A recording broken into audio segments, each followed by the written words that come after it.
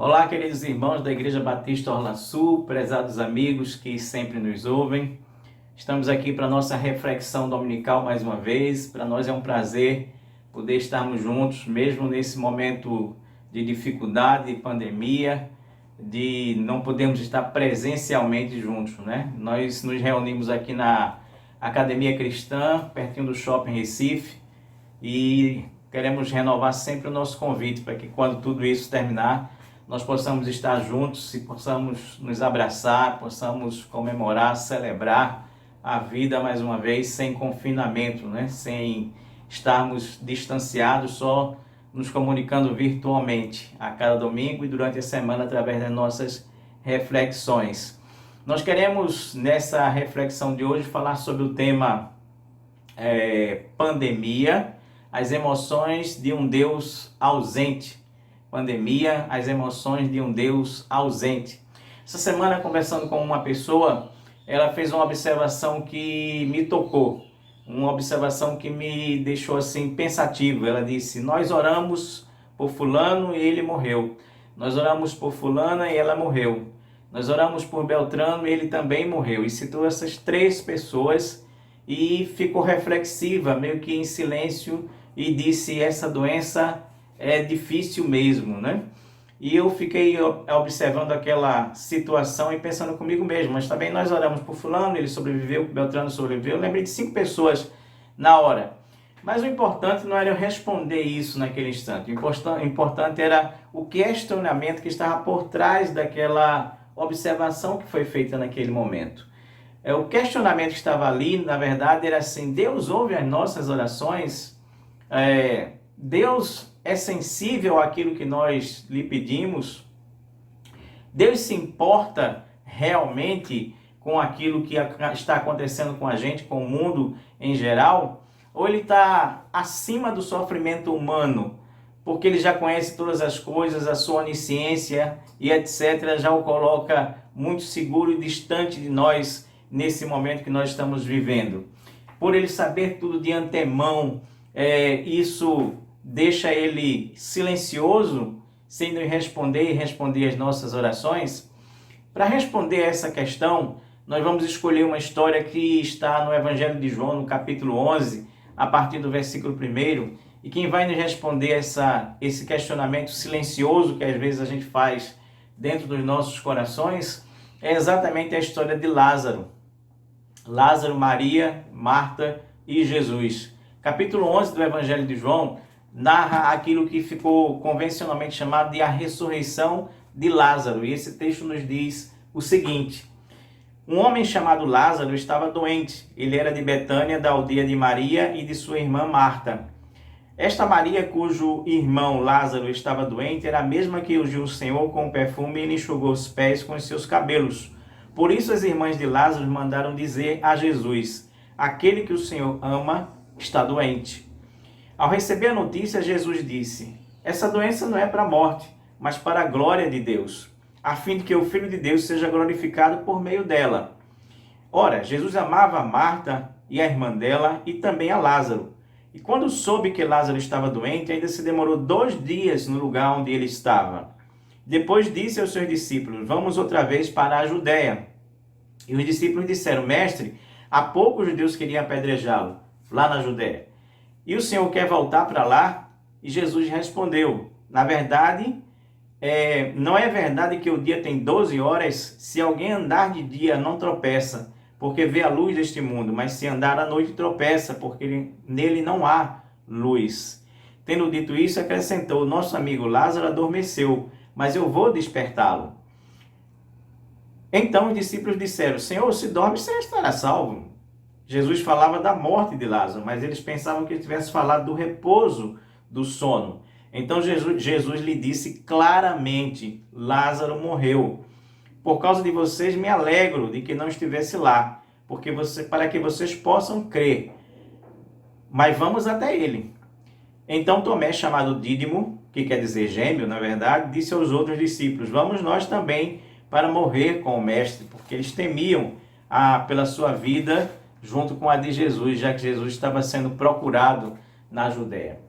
Entenda bem, nós queremos falar hoje sobre Pandemias, emoções de um Deus ausente, queremos falar de pelo menos 4 emoções que estão expressas na figura de Jesus, no homem Jesus, dentro dessa história. A primeira coisa que o texto nos diz é que Jesus amou. Jesus amou. Isso tem uma coisa que fica bem clara no contexto todo dessa situação, é que Jesus amava sim aquela família. Aquela família era uma família especial para ele. Com aquela família, ele se hospedava todas as vezes que estava na cidade de Betânia. Com aquela família, ele comia. Com aquela família, ele dormia. Com aquela família, ele conversava. Com aquela família, ele ensinava. Com aquela família, ele tinha intimidade. E muita intimidade. Então, a gente pode afirmar com certeza absoluta que realmente Jesus amava aquelas 3 pessoas. Não há notícias do pai e da mãe. Provavelmente pai e mãe de Lázaro, Marta e Maria já estivessem mortos por alguma doença qualquer. Há alguns autores que advogam que eles teriam alguma doença que fazia com que eles morressem precocemente. No entanto, não temos base para afirmar exatamente isso. Mas a gente tem base, inclusive no próprio texto bíblico, para afirmar que o amor de Jesus por aquela família era grande sim. Vejam bem, as irmãs, quando mandam um recado para Jesus, que estava próximo dali, a 3 quilômetros, na verdade, diz assim: aquele a quem você ama está doente. Está doente, está enfermo aquele a quem você ama. Essa é a primeira afirmativa de que realmente eles sentiam que Jesus os amavam. O próprio João, que era um discípulo de Jesus, um dos apóstolos de Jesus, o autor do livro, ele também no versículo 5 afirma: Jesus amava a Marta, a Maria e a Lázaro. É uma observação que ele faz. E mais à frente, conforme o desenrolar da história, nós vamos ver também que aqueles que estavam presentes no sepultamento de Lázaro, quando Jesus chega, observam as reações de Jesus e diz assim: vede o quanto ele o amava. Ou seja, em outras palavras, estava certo, claro, definido que Jesus amava aquelas pessoas. Jesus amou aquelas pessoas. Não apenas o amor generalizado de João 3,16 que diz: porque Deus amou o mundo de tal maneira que deu o seu Filho unigênito para que todo aquele que nele crê não pereça, mas tenha vida eterna. Esse amor de que fala João 3,16 é o amor generalizado pela humanidade como um todo. Aqui no texto nós temos a afirmativa de que Jesus amava pessoas individualmente. Amava pessoas na sua singularidade. Amava pessoas como eu amo, como você ama, como qualquer um de nós ama, de maneira pessoal, na verdade. Então não é só porque amou o mundo que amava Lázaro e amava Marta e amava Maria. Não. Ele os amava pela convivência, pela relação que tinha com os dois, pela amizade que tinha com os dois, pela forma como ele se comportava ao lado dessas pessoas na sua intimidade. E como é bom a gente saber que existem pessoas que nos amam. Quando nós sabemos que pessoas nos amam, nós pelo menos sentimos 3 coisas. Sentimos que elas se preocupam com a gente, elas dão atenção a gente, elas querem saber como nós estamos, elas não se importam, quando nos amam, de se arriscar por nós. E aí Jesus também faz isso, né? Porque ele, voltando para a Judeia, ele estava se arriscando a vida dele naquele momento. E as pessoas que nos amam também são assim, se arriscam para nos ajudar de alguma forma, mas também essas pessoas não só se preocupam, não só se arriscam, mas essas pessoas também se fazem presentes em nossas vidas. Mas só que a segunda ação de Jesus parece que não corresponde ao que eu acabei de dizer. Porque o texto vai também nos afirmar que quando Jesus soube que Lázaro estava doente, ainda demorou 2 dias para poder se locomover até onde Lázaro estava. Então, a gente pode dizer em primeiro lugar que Jesus amou, mas em segundo lugar nós podemos dizer que Jesus demorou e demorou muito. O problema é que quando alguém está doente em nossas famílias, quando alguém que nós amamos está doente, nós queremos que ele seja atendido o mais rápido possível.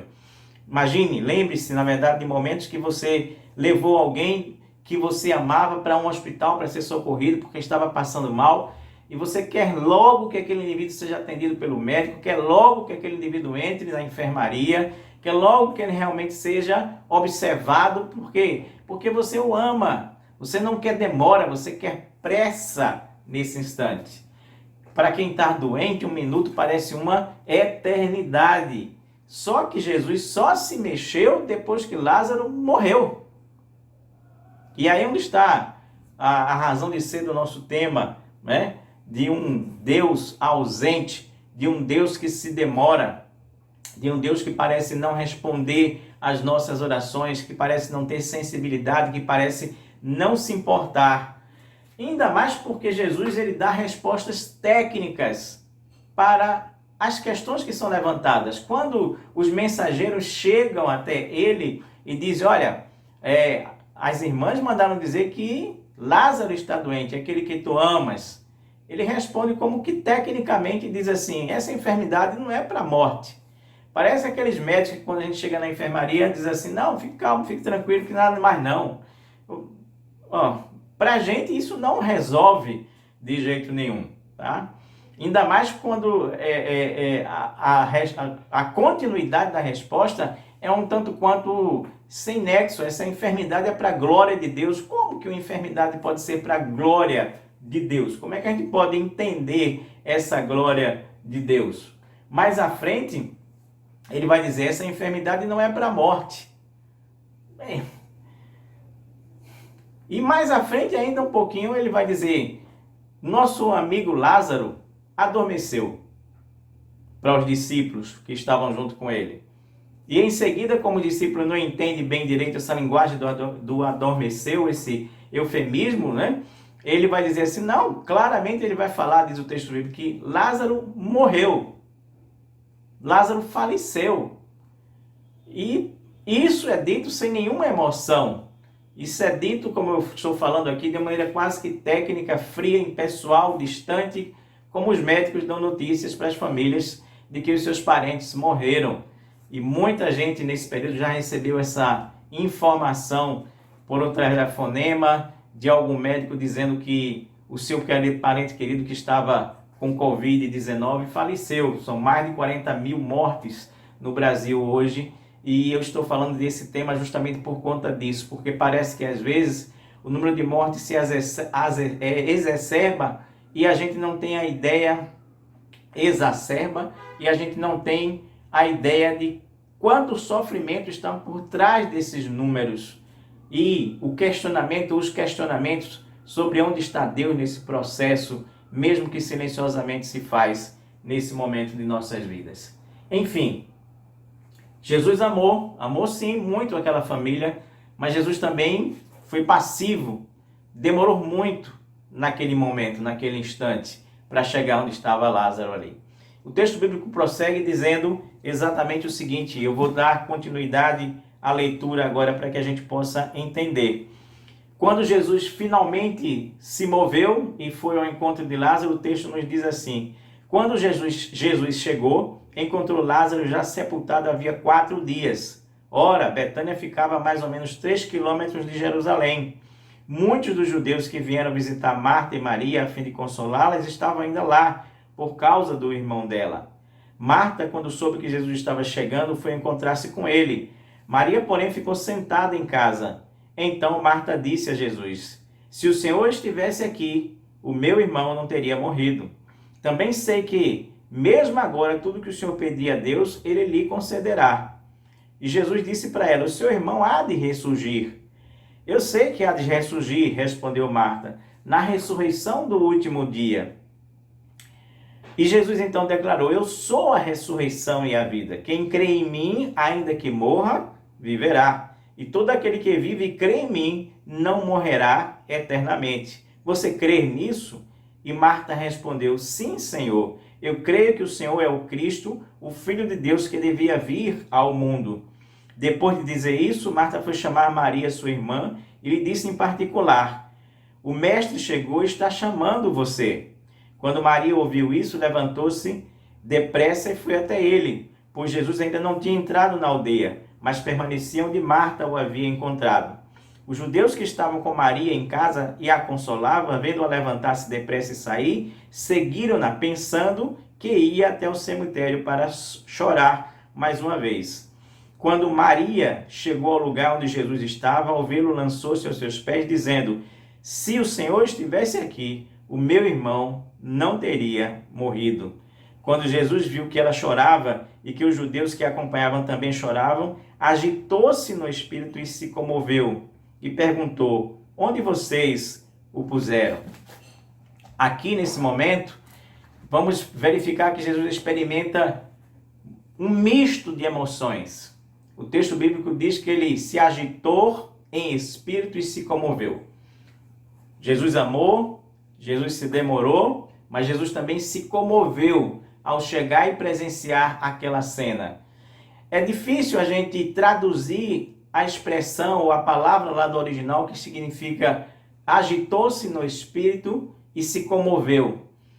No português a gente só consegue através de uma frase, a gente não consegue bem captar com uma palavra só aquilo que Jesus sentiu. Mas o que ele sentiu quer dizer assim, que agitou-se no espírito significa que ele se indignou, ele se irritou perante a morte, que ele foi mexido, ou seja, aquela passividade das águas calmas emocionais de um lago, da represa que não tem movimento nenhum emocional, desapareceu, porque ele agitou-se no espírito. É como se você estivesse vendo uma represa calma e de repente aparece alguém com um jet ski fazendo manobras e agitando as águas por ali. É mais ou menos isso que significa o que quer dizer esse texto para a gente. Quer dizer que ele agitou-se emocionalmente no seu espírito, não nada a ver com o Espírito Santo, mas o seu espírito pessoal, na verdade. Ele se agitou em espírito, ele se irritou, ele se indignou e ele se comoveu, ou seja, ele tornou-se empático diante das lágrimas de Maria e das lágrimas de todas aquelas pessoas que estavam acompanhando a ela naquele instante. Essa família era muito conhecida na cidade de Betânia. Era uma família possivelmente que ajudava outras pessoas. Tudo indica que eles tinham um patrimônio substancial, um patrimônio que podiam ajudar outras pessoas. Então eles eram pessoas que eram simples, mas ao mesmo tempo pessoas importantes dentro daquela comunidade. As pessoas os conheciam verdadeiramente. Então, nesse momento, muitas pessoas vieram até de Jerusalém para a própria Betânia para poder consolar a Marta e a Maria, que tinham ficado sem o seu irmão e já estavam sem os seus pais também. Então, essa agitação mexe com Jesus interiormente. Ele se comove nessa hora. Eu tenho visto muita dor, muito sofrimento ao longo dessa pandemia. Eu tenho visto, por exemplo, filhos que perderam pai e mãe. Eu tenho visto, por exemplo, cunhadas que perderam cunhados. Eu tenho visto irmãos que perderam irmão e sobrinho. Eu tenho visto esposas que perderam maridos jovens ainda. Eu tenho visto alunos, crianças que perderam pais ao longo desse caminho. E toda vez que eu recebo a notícia de uma morte através da Covid-19, isso me causa dois sentimentos: comoção e ao mesmo tempo eu fico indignado. Indignado. A comoção vem porque o meu sentimento de empatia pelo sofrimento, pela dor que pai, mãe, filhos, crianças estão passando é grande. E a minha indignação, esse meu remexer no meu próprio espírito, é porque, na minha visão, na minha ótica, quem morre pelo Covid-19 é uma morte desnecessária. Ou seja, é uma morte que não precisaria ter existido. Se lá atrás, algum limite não tivesse sido ultrapassado, seja esse limite através de comidas que não deveriam ser alimentos para seres humanos, seja através de laboratório, através de experimentos, ou seja lá do que for, mas esse limite não poderiam ter sido ultrapassado de jeito nenhum. E por isso tantas pessoas estão morrendo no mundo inteiro, tantas famílias estão ficando enlutadas, tanta gente tem sofrido na verdade.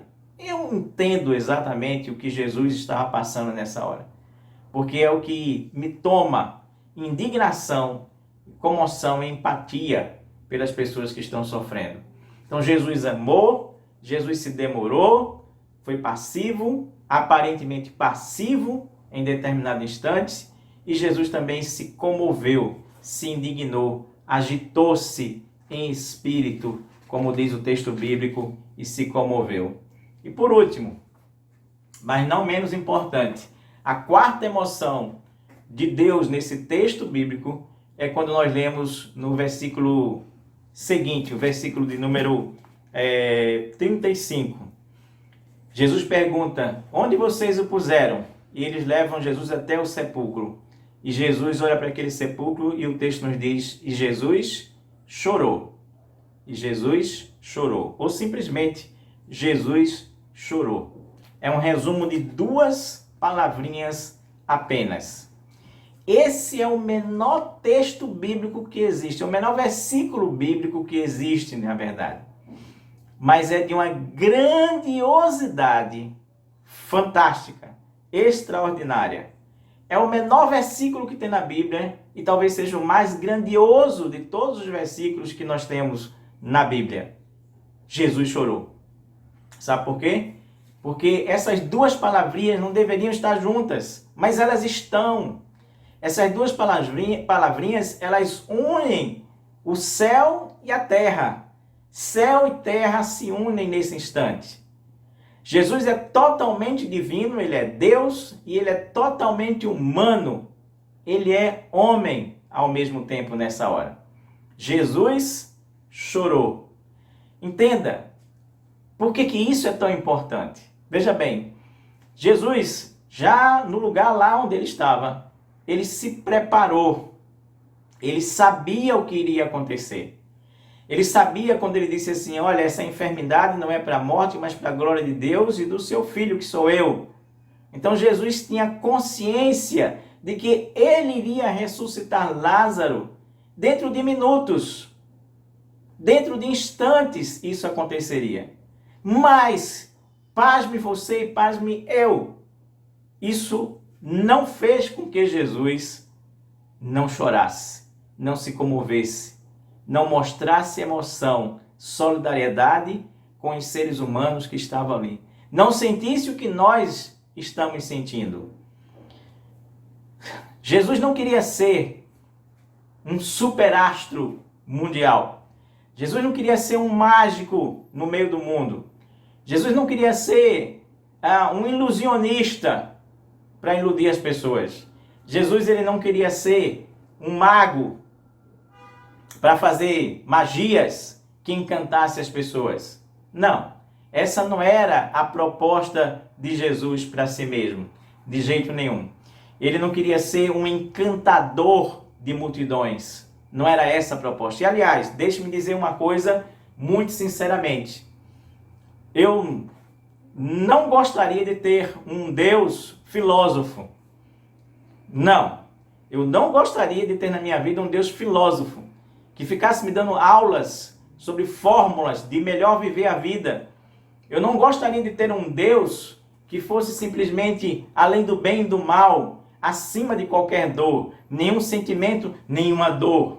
Não, eu não gostaria. Eu não gostaria de ter um Deus todo-poderoso, aquele que está acima de todas as coisas, que tem todo o poder para fazer o que quiser. Não, eu não gostaria de ter um Deus somente assim. Nem filósofo, nem acima do bem e do mal, nem todo-poderoso, Senhor da guerra, dos exércitos, que pode todas as coisas. Eu me daria muito mal com um Deus assim. Não. Eu prefiro um Deus que chora, como eu choro. Eu prefiro um Deus que sente emoções, como eu sinto. Eu prefiro um Deus que olhe de lado para ele e veja que ele está chorando comigo na frente de um sepulcro. Esse é o Deus que eu gostaria de ter. Esse é o Deus que eu tenho, na verdade. Não dá para a gente ter um Deus que fique lá em cima, no universo, trabalhando as marionetes humanas simplesmente da forma que ele quer, porque ele tem toda a consciência do que já vai acontecer. Não. Eu não gostaria de ter um Deus assim. Eu prefiro ter um Deus, na verdade, que seja um Deus humano, como eu sou. Que sofra como eu sofro, que sinta dor como eu sinto, que chore como eu choro, como você chora, como muitas famílias estão chorando na face da terra nesse instante. Me tragam, por favor, um Deus que chora, que me compreende, que sabe exatamente como eu estou, e aí eu ficarei muito, muito feliz. Mesmo que ele demore, mesmo que ele faça milagres ou que ele não faça milagres, eu prefiro esse Deus que é um Deus que chora comigo, apesar de saber tudo o que ele pode fazer para evitar o meu choro também, mas que se comove juntamente comigo. Para concluir, eu quero fazer algumas observações. A primeira delas é: por que Jesus demorou tanto para responder ao pedido, à oração de Marta e de Maria? É muito simples responder essa questão. É que havia uma lenda entre os judeus na época de que quando uma pessoa morria, a alma dela ficava vagando em torno do corpo por cerca de 3 dias para verificar a possibilidade de voltar para o corpo. Então, quando Jesus demora 4 dias para chegar, passa 2 dias na terra e depois mais 2 dias para percorrer 3 quilômetros apenas, era para dar o tempo necessário para que não houvesse dúvidas a respeito do poder de Deus de ressuscitar uma pessoa, mesmo depois de 4 dias de morta. Isso não podia restar dúvidas sobre isso. Era para que se dissesse assim: Deus e somente Deus é que pode fazer isso. Na verdade, esse relato é um dos mais minuciosos que tem na Bíblia a respeito de uma ressurreição. As outras que Jesus fez são relatos muito pormenorizados, bem pequenininhos, sem muitos detalhes. Mas nesse caso, não. Nesse caso, se sabia que a pessoa era aquela e que tinha que ser relatado dessa maneira, dessa forma, como nós acabamos de ler para vocês. Então, por que Deus demorou tanto? Porque ainda não era o tempo certo dele agir. O tempo certo dele agir para mostrar que o poder era dele e não de uma lenda, eram 4 dias. E 4 dias foram o tempo necessário para que Jesus chegasse até ali. É importante também eu dizer para vocês que naquele momento em que Jesus decidiu ressuscitar Lázaro, ele estava trocando a vida dele pela de Lázaro. No momento em que Jesus decidiu ressuscitar Lázaro, ele estava trocando a vida dele pela de Lázaro. Se você acompanha a continuidade do texto bíblico, você vai ler ainda aí no capítulo mesmo 11, que as multidões, vendo o que aconteceu, ficaram pasmas. E o texto diz que muitos creram em Jesus por conta daquilo que viram, porque aquilo nunca tinha sido visto anteriormente.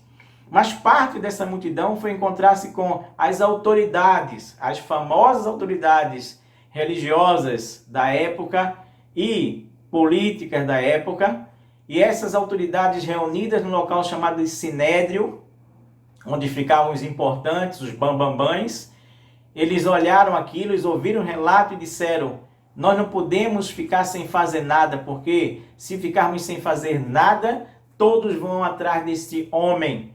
E aí o nosso templo será invadido, o nosso lugar será tomado pelos romanos. E diz o texto que eles concluíram que deveria morrer um homem para salvar toda a nação. Esse homem era Jesus. A ideia, no fundo, não era nada disso. Não era pensar em salvar uma nação. Aliás, o sumo sacerdote até estava, de certa maneira, profetizando que haveria sim a morte de um homem, mas para salvar toda a humanidade. Mas a preocupação deles era com seus próprios cargos, era com seu próprio conforto, era com seu próprio interesse, como muitas das autoridades de hoje ainda agem exatamente desse jeito, exatamente dessa forma. Então, nesse instante, há o decreto da morte de Jesus. Jesus ressuscita Lázaro, mas ele se condena à morte a partir dessa ressurreição, como ele fez comigo e com você. Jesus, na cruz, ele troca a minha vida e a sua vida pela dele. Ele assume o nosso lugar. Ele paga pelos nossos pecados. Eu sei que é meio difícil na modernidade de hoje entender o que isso significa, mas é simples, é claro desse jeito, é dessa maneira, é dessa forma. Jesus veio para morrer por mim e por você, no meu lugar e no seu lugar, no lugar de Lázaro, para que nós pudéssemos ter uma nova chance de uma caminhada com Deus, de estar com Deus, de ouvirmos aquilo que o ladrão, que eu falei domingo passado, ouviu. Hoje mesmo estarás comigo no paraíso. Mas para isso é preciso que a gente assuma a posição que Marta assumiu. No meio desse diálogo, Jesus olha para Marta e diz assim, essa é a terceira coisa que eu quero dizer nessa conclusão. Ele olha para Marta e diz assim, o teu irmão há de ressurgir. E ela responde para ele, ele há de ressurgir na ressurreição do último dia. Com essa resposta, Marta estava reafirmando a sua crença num compêndio teológico que existia naquela época, que dizia assim, era a crença, na verdade, dizia assim, que haveria uma ressurreição nos últimos tempos, no último dia. Mas Jesus não está falando disso. Jesus não está falando de que ela deveria crer numa doutrina. Jesus não está falando que ela deveria crer num sistema religioso. Jesus não está falando que ela deveria crer, como eu disse, num compêndio teológico. Ele está falando, creia em mim, porque eu sou a ressurreição. Eu sou a ressurreição. E aquele que crê em mim, ainda que morra, viverá eternamente. Eu já fui a muitos sepultamentos. Toda funerária ela tem uma peça, um quadro que tem esse versículo. Exatamente esse versículo que diz isso. Ele diz assim, aquele que crê em mim, ainda que morra, viverá. E eu olho para aquela tábua fria, aquela peça metálica fria ali, eu digo, não é aquilo. É uma pessoa. É uma pessoa. É um Deus que ama, é um Deus que às vezes parece demorar, é um Deus que se agita e se comove com as minhas emoções, com as minhas lágrimas, é um Deus que chora comigo, é um Deus que é pessoal, é totalmente divino, é totalmente humano e que me salva, independente de qualquer coisa. Não é numa tábua que eu preciso crer, não é nas afirmativas dos sistemas religiosos, seja lá ele qual for, mas é na pessoa, é em Deus que eu preciso crer de verdade. Lázaro, e isso é interessante da gente dizer nesse finalzinho, tinha acabado de ter alta da morte, ainda sai com as gases, com os lenços envoltos em si mesmo, e dias depois já é condenado à morte novamente, porque aquelas mesmas autoridades decidem que Lázaro também deveria morrer, porque muitas pessoas estavam crendo em Jesus por conta de que Lázaro estava vivo. Graças a Deus eles não conseguiram matar Lázaro. Conseguiram matar Jesus, mas não conseguiram matar Lázaro. Lázaro possivelmente morre cerca de 30 anos depois, 32 anos depois. Não se sabe exatamente qual a causa da sua morte. Mas o que eu quero dizer também para os irmãos e os amigos é assim, fazendo até um paralelo com a vida de Lázaro, aquele a quem Deus ajuda, aquele a quem Deus auxilia, é que, lamento dizer, mas a vacina do Covid não vai resolver. Quando nós tivermos achado a vacina para o Covid-19, que toda a humanidade tiver vacinada, isso não vai resolver. Como assim não vai resolver? Eu vou dizer para você, vai resolver o problema da Covid, mas não vai resolver o problema daquilo do qual nós temos medo, que é a morte. Entende o que eu quero dizer para você? A vacina resolve o Covid, ela não resolve a morte. Quem resolve a morte é Jesus. Quando ele diz assim, eu sou a ressurreição e a vida. Quem crê em mim, ainda que morra, viverá. Eu creio num Deus que me ama. Eu creio num Deus que se agita, que se comove com os meus sentimentos. Eu creio num Deus que chora comigo. Eu creio num Deus que é capaz de me ressuscitar. Morra eu, seja lá do que for. Então, meu amigo, meu irmão querido, que você possa refletir sobre o que eu acabo de dizer, que você possa entregar sua vida a Jesus, que você possa tê-lo como Salvador e Senhor de sua vida, porque isso efetivamente é o que vai resolver. Que Deus nos abençoe. Se você gostou dessa reflexão, se ela lhe ajudou de alguma forma a entender o momento que nós estamos vivendo e as coisas que nós estamos passando e quem é Deus em nossa vida, na nossa caminhada, e como nós devemos caminhar com Deus, curta esse vídeo, compartilhe esse vídeo principalmente nas suas redes sociais, no seu Facebook e faça essa mensagem chegar a outras pessoas em nome de Jesus. Que Deus te abençoe e uma boa semana.